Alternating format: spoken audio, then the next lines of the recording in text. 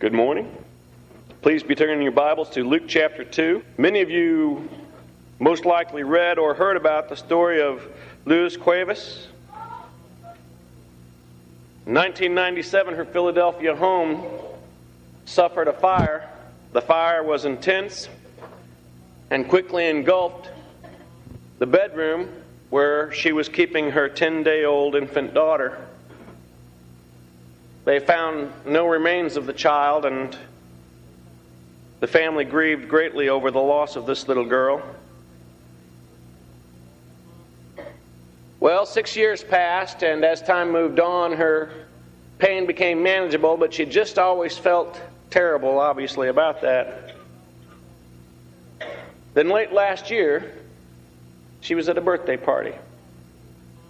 She spied a little girl that she just knew had to be her daughter. Thinking quickly, she pretended to cut some gum out of the little girl's hair and took a hair sample and took it to a state representative there, and they tested it and found out that the girl actually was her daughter, who was believed to have died in the fire. At first, the law enforcement officials thought this woman was still grieving, thought she was out of her mind. But she turned out to be right. Somebody who had formerly been her friend kidnapped the baby and set the room on fire to cover up the crime and raised the child as her own. To this day, I haven't heard how in the world circumstances worked out for this mother to be reunited with her child at that birthday party. But regardless of what circumstances would have been described in the paper, it seems to me that there was something more important at stake and something more important that was operating in that circumstance. Can you imagine the joy that mother felt? Believing for 6 years that her daughter was dead, and she fully believed it. And then believing with all her heart that that girl was alive and had been raised by somebody else. Somebody who she had trusted, somebody who was her friend. I don't know that Mary could identify with all of those emotions, but I think Mary, the mother of Jesus, could certainly know the joy at finding a lost child. At the end of Luke chapter 2, beginning in verse 41, the Bible records this story for us. Now the parents of Jesus went to Jerusalem every year at the feast of the Passover. And when he was 12 years old, they went up to Jerusalem according to the custom of the feast. When they had finished the days of the festival, as they returned, the boy Jesus lingered behind in Jerusalem, and Joseph and his mother did not know it, but supposed him instead to have been in the company they were traveling with. Now when they had went a day's journey, they sought him among their relatives and acquaintances. And so when they did not find him, they returned to Jerusalem seeking after him. Now so it was that after 3 days they found him in the temple, sitting in the midst of the teachers, both listening to them and asking them questions. And all who heard him were astonished at his understanding and answers. So when his parents saw him, they were amazed. And his mother said to him, "Son, why have you done this to us? Behold, your father and I have sought for you anxiously." And Jesus said to them, "Why did you seek me? Did you not know that I must be about my Father's business?" But they did not understand the statement which he spoke to them. Then, however, he went down with them and came to Nazareth and was obedient to them. And his mother treasured all these things in her heart. Now Jesus grew in wisdom and stature and in favor with both God and man. Friend, Mary knew the joy of finding her lost child. But not just the story, all of the stories of motherhood in the Bible tell us that God uses normal humans, even fallible humans. That's what a normal human is, something that's not perfect. To be parents, to be fathers, to be mothers. God uses normal, fallible human women to be great mothers. Now, I want to take the acronym GREAT and very briefly look at some things in this passage that, although Mary was just a person, made her a great mother. You were to take the G from great. First of all, it's easy to see from this passage as well as from the rest of the New Testament that Mary was a godly woman. She was godly in her example before her son. She was godly in the way that she conducted herself. Now, this could also be said for Joseph, but this morning we're going to concentrate just on Mary. I'm reminded of the scriptures where Paul tells Timothy, you know how that your mother Eunice and your grandmother Lois taught you from infancy the scriptures which are able to make you wise. There is no underestimation in the Bible of the impact that a woman of godly character can have upon her children. And if we wish to be a great parent, a great mother, we need to have that kind of godly character.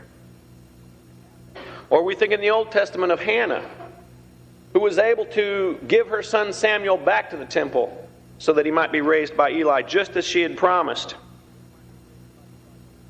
We can see in this passage how Mary, along with Joseph, took Jesus to be observant of the feast of the Passover every year, a trip which involved no little sacrifice of time or money, but yielded great benefits in righteousness, in commitment, in conviction.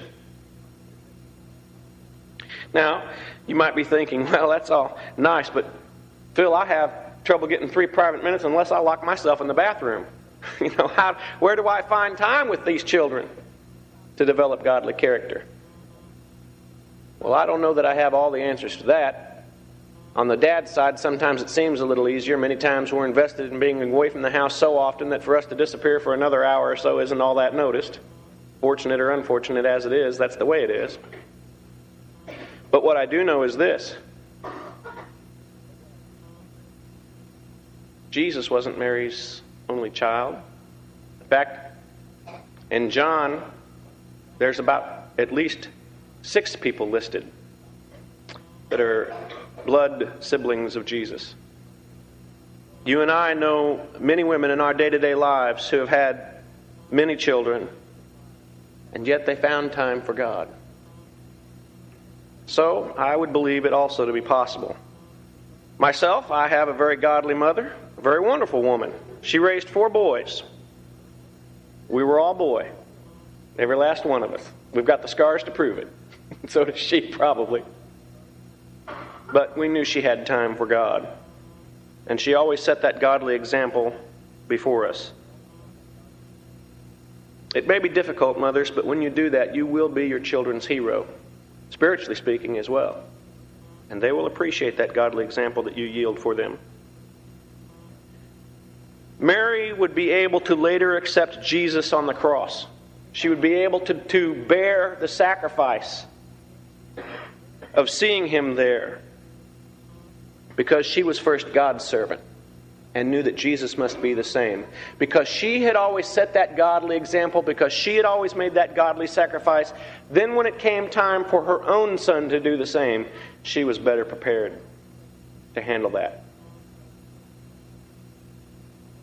Not only was Mary a godly woman, the R in great could stand for real. Friends, she was just a person like you and I. I've noticed more and more as I study the Bible that you cannot find one perfect family in all of the Bible.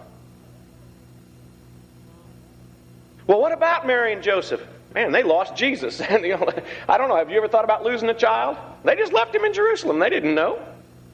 Not all that perfect. What about sibling rivalries? Well, you could look at Joseph's family among many others. You name a family in the Bible, The Bible, if they mention very much about that family at all, is going to show you that they are very real people. That they have weaknesses just like you and I do. They have problems just like you and I do. They have difficulties within the family and pressures without. They're real people.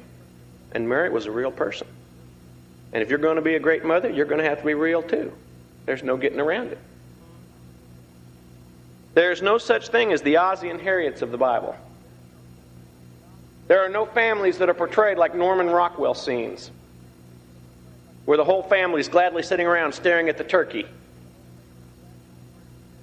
It's not that way. That's not the way real life happens, not the way that the Bible predicts real people. I can't imagine what it must have felt like to lose Jesus. The closest thing I ever had happen was Sarah fell asleep on the front pew one Sunday morning, and we all walked home without her. Don't get panicked. I mean, our house was right across the street, but she came bursting in the door. She knew she had been lost. She knew we had left her at the church building, but I had no idea. So I was not scared one little bit. For all I knew, she was out playing with her friends in the backyard like every other child that we had at our house that day. So my child knows what it feels like to be lost, but I don't know what it feels like to lose a child. She was back before I knew she was gone.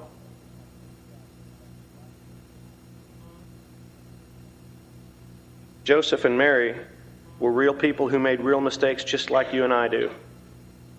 Not only did they lose Jesus, they didn't even know where to find him. They didn't even know where to begin looking. The verse that mentions the 3 days could be taken to mean once they got to Jerusalem, they spent 3 days looking for him. You know, let's not count in the day that he was not with them on the trip, and then the day it took them to get back, and then they searched for him one day. It seems to me that what most likely happened is they got back to Jerusalem and looked for 3 days before they found him. They didn't even know where to look for him. In fact, Jesus brings this point out. Didn't you know that I must be about my Father's business? You should have known that, Mom.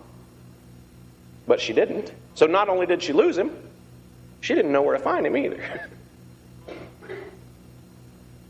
And then, can you imagine scolding Jesus? That must have been a tough job. I don't reckon this is the only one he ever got, but he got this one. What were you thinking? Your father and I have been looking for you. We've been worried. She was a real person with real emotions, but that didn't stop her from being a great mother. In Mark 3:21, the Gospels tell us directly that Jesus' family thought he was crazy. They thought he had lost his mind. Later on in that chapter, his mothers and brothers come to try and pull him out of the crowd. They might still be thinking he's crazy. Maybe even Mary thought that herself. I really don't know what's gotten into my son, traveling around preaching like that. I don't know what she thought for sure, but I know she was a real person. She was subject to making mistakes, to having difficulties, to feeling frustrated. Having children can be a very perplexing thing. We were commenting, somebody and I, as we were walking down the hallway, that it'd be nice if they each came with their own specific set of instructions. Not just general instructions, because every child's different, but if your child just came with its own specific instruction booklet, or you could handle all the nuances of being a parent. Well, children don't come with that handbook, and they can be very perplexing things for us to deal with from time to time as parents. Jesus was certainly a perplexing child. There was many things about Jesus that I'm sure Mary did not understand on any given day. But I don't think that any mother here this morning should despair over being a real person, because Mary was, and she was still the mother that God chose to raise his only son.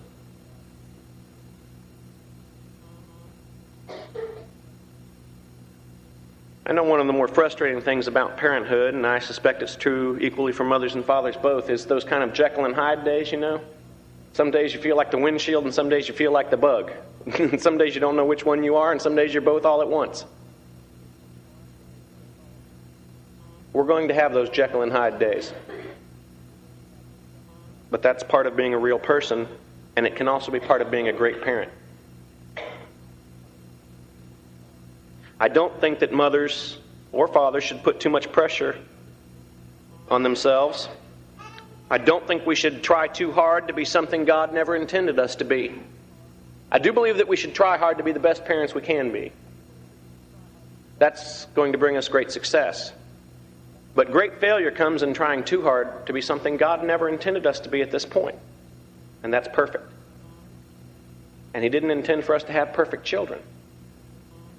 And if we try too hard to make them that way, or try too hard to be that way ourselves, everybody's going to be disappointed. It's an unrealistic expectation. I suppose not in the attempt, but in the expectation of being perfect. Might be a better way to say that. Great mothers are godly, great mothers are real, and great mothers are also engaged in the everyday lives of their children. They're involved. You know, Mary and Joseph every year took their children up to Jerusalem. And as the family grew bigger and bigger and bigger, they continued to go. One can also tell, in fact, the Bible makes it clear, that Jesus also had the habit of going to the synagogue every Sabbath day.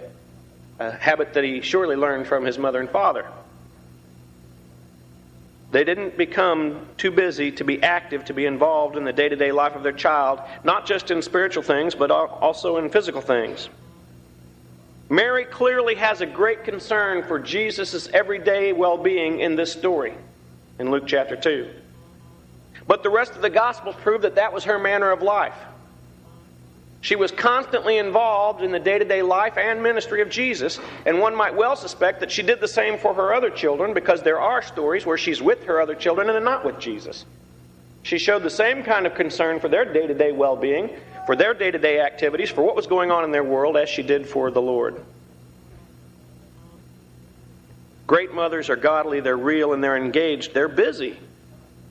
Study after study comes out that tells us such things as, for instance, that young men and women will remain virgins longer if they have an active set of parents, especially an active and engaged mother. Young men and women will avoid drug usage longer and more consistently if they have active and involved parents, especially if their mother is engaged in their day-to-day life. Now, clearly fathers matter greatly, and I'm sorry that our society doesn't feel as though they do. But we're even coming to the point now where culture feels like that maybe mothers don't need to be all that engaged. Look, I do agree that it's possible to be over-involved in the lives of your children, especially as they grow older, but I think most people, certainly most people outside the church, might be problematic on the other side of the issue. If I were to make a mistake, I'd rather be over-involved than under-involved any day of the week. Great mothers are godly, they're real, and they're engaged in the day-to-day lives of their children. But something that to me leaps out off this page is that great mothers are appreciative of what has been entrusted to them. Why was Mary anxious? Because she took what had been entrusted to her seriously. She loved that child. Not because he was God's son, but because he was her son. Look at the verse there in verse 51. And his mother, Mary, treasured or kept all these things in her heart. The imagery there is of a great storehouse, and valuable things are being put in there. And what was valuable to Mary? The things that she was able to do and experience because she was Jesus' mother.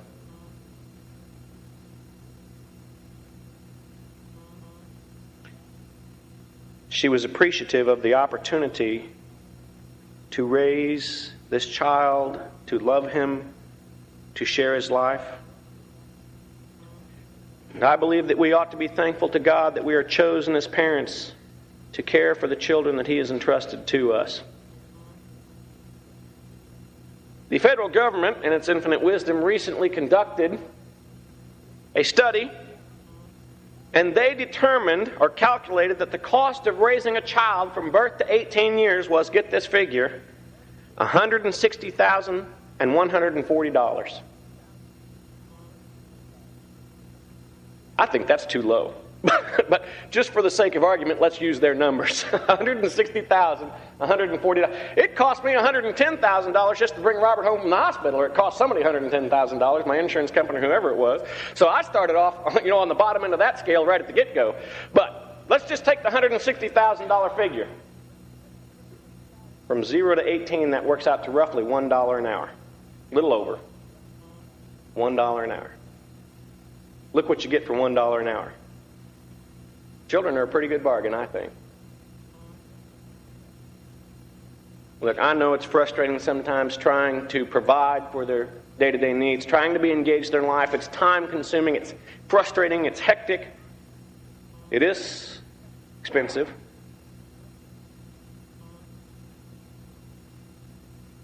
But it's worth it.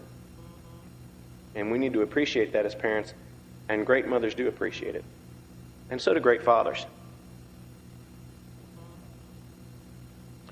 For $1 an hour, you get constant companionship, at least until the time they're 13 and they don't think you're cool anymore. For $1 an hour, you get somebody to fly paper airplanes with, or play catch, or blow bubbles. For $1 an hour, you get to pass on all your family recipes. You get free trips to the mall where you don't even have to feel guilty about going. For $1 an hour, you get to participate in the single greatest thing God has given mankind to do other than the Great Commission, and that is to multiply and replenish the earth. That's a pretty good deal. Motherhood prepares the child and the mother to better understand God, to better see God in their day-to-day lives, and to better see the need for God. Let's face it, without parenthood, without motherhood, we might just get the feeling we can handle all this ourselves. But once you're a parent, you come to know real quickly there's a lot of things you can't handle on your own. And it creates a real need for God, and I appreciate that every day. Great mothers are godly, real, engaged, appreciative, and last of all, they're tender-hearted, but they're also tough. Look earlier in this chapter at Luke chapter 2, verses 34 and 35.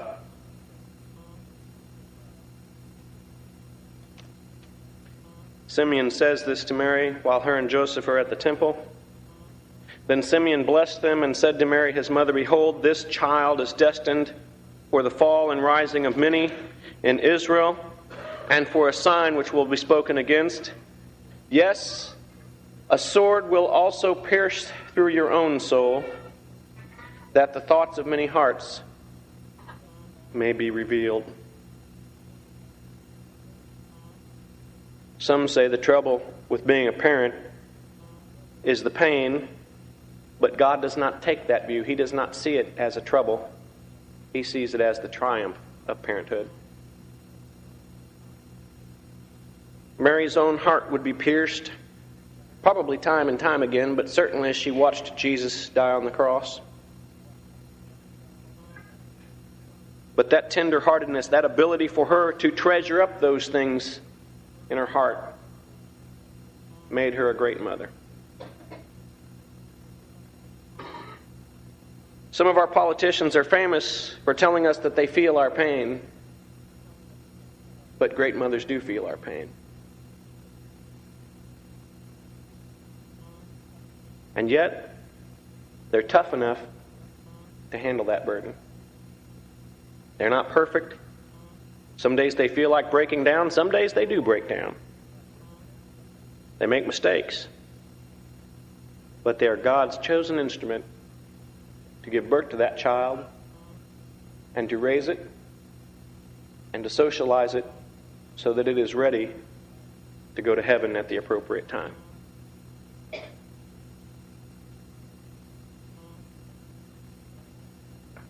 Once when a preacher was trying out at a congregation, this is a true story, somebody asked his wife, what does she do?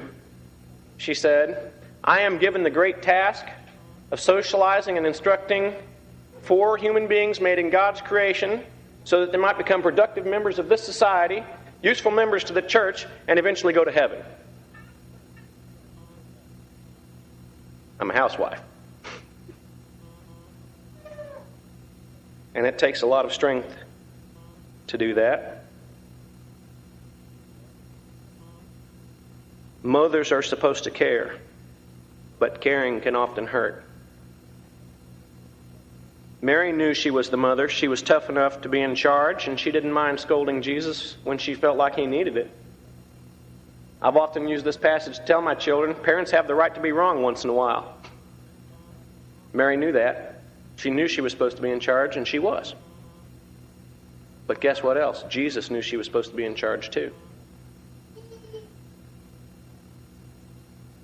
He went back and was obedient to his parents. Not because they were right, not because they were perfect, but because they were his parents. And they were tough enough to demand that kind of obedience from him, to raise him to feel that way.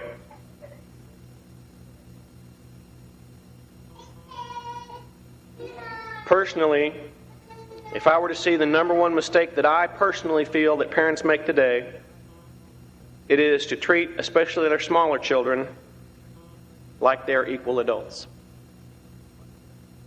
I want to say this kindly but very directly. Children do not know best. That's why God gave them to you. Don't be afraid to be tough enough to assert your authority in appropriate ways to guide that child in the path that he or she should go. They will not like you for it at the time. You will hear such things as, it's not fair. You might even hear, I hate you. But if you're tender-hearted and tough enough to be great, you will do what God has given you to do. Children don't know what's best, but as the old saying goes, and it's usually true, mothers do. God put parents in charge for a reason.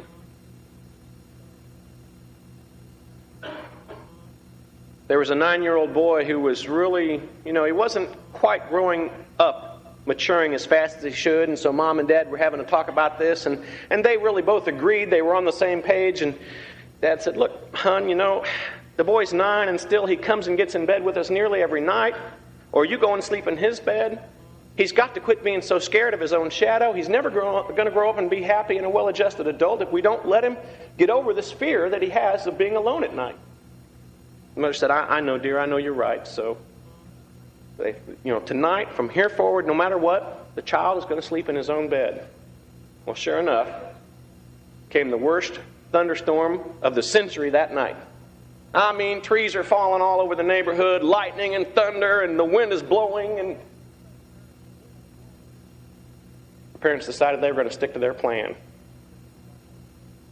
So, after about 10 minutes of being in bed, the boy gets up and runs into Mom and Dad's bedroom and jumps in the covers between them.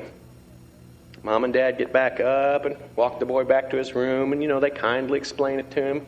And the dad looks at him sternly and says, now, son, I'm going to turn around and go back to my room, and you're going to stay here, and your mother's going to come sleep with me, and that's all there is to it. So with that, the father stomps out of the room.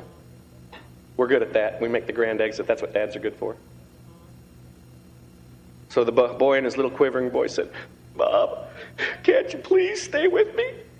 Oh, no, hon, you heard your father. I can't stay in here with you. It's time to grow up and be a big boy. You have to stay here by yourself. So she pulls the covers up tight around him. Well, can I come sleep with you? No, you heard your father. You have to stay here. Well, where are you going to sleep? Well, I'm going to go sleep with your dad. Can't he sleep by himself, that big sissy?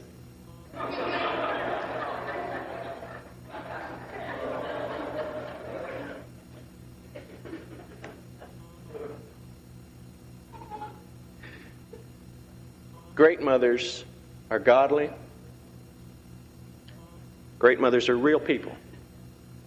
They'll make mistakes. And they understand that. They're engaged in the lives of their children. They're appreciative of the opportunity God has given them. And they're at the same time both tender-hearted and tough.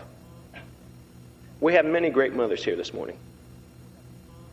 Perhaps we have a few that aren't. Take a lesson from the earlier scripture reading we had. Rahab had a few problems that she could address. Given the opportunity, she did. And she became a great mother. Doesn't matter where you were yesterday. It matters where you want to be today and where you want to go tomorrow. And if you feel like you're not a great mother, you can certainly become one, because God gives you the same ability He gives every other mother. You might say, well, I'm here as a child and I have a great mother and I want to thank her. Well, today would be a good day to start, but I wouldn't recommend stopping with today. Children, you need to appreciate your great mothers. They are a rather rare commodity in today's economy. And if you've got one, you ought to say it more often than once a year, frankly. Maybe you're here and you're saying, well, that's all really nice, fine, well, and good, but I didn't have a great mother. I'm sorry. More importantly, God is sorry. But you have a great Father in heaven. And whatever your parents are lacking in this world, He is not lacking. And regardless of whether you had a great mother or not, He can help you be the best that you can be. A great mother is a great advantage in life. But it's not the determining factor whether you succeed or fail. It's not the determining factor whether you go to heaven. That, my friend, is up to you. So if you didn't have a great mother, you still have a great Father in heaven. This morning, I appreciate your kind attention. I appreciate my mother, and I appreciate all of the mothers that are here. If we have some that, whether it be connected with this lesson or anything else, would like to make some changes in their life,